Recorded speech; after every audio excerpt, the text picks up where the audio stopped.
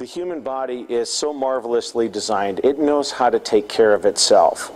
Athletes tend to overcompensate. They worry so much about bonking or dehydrating or cramping that they overcompensate. They consume too many calories.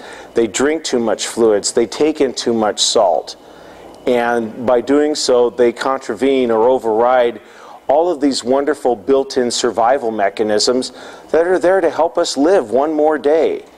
So when we overcompensate, or as Dr. Meisner says, when we try to help ourselves too much, we end up doing more harm than good. So we take the position of less is best. We want to fuel in cooperation with our body. We want to work with all of these wonderful built-in mechanisms that are there to protect us. The body's first instinct is survival. And when you start a workout or a race, your body switches into survival mode. And all of these wonderful hormonal complex mechanisms just start kicking in.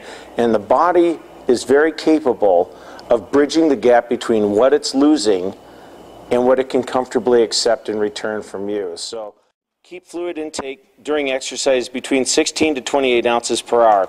You know, I think out of all the things that can happen with fueling, I mean, if you consume too many calories, you'll get sick, you'll throw up.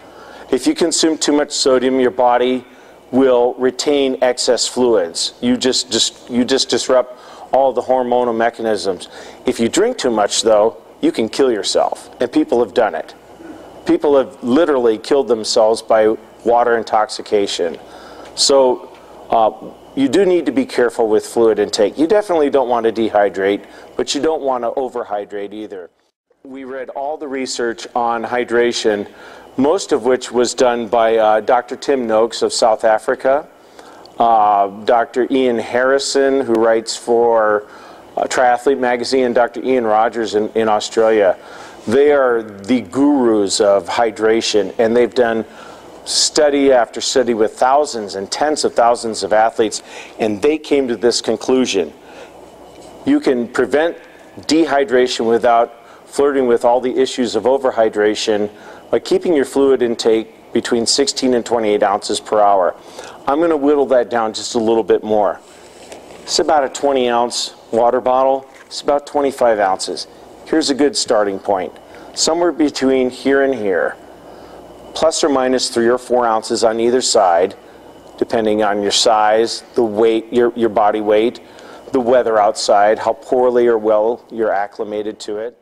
Restrict calorie intake to 280 calories an hour or less during exercise. You may be burning 500, 600, 700, 800 calories an hour.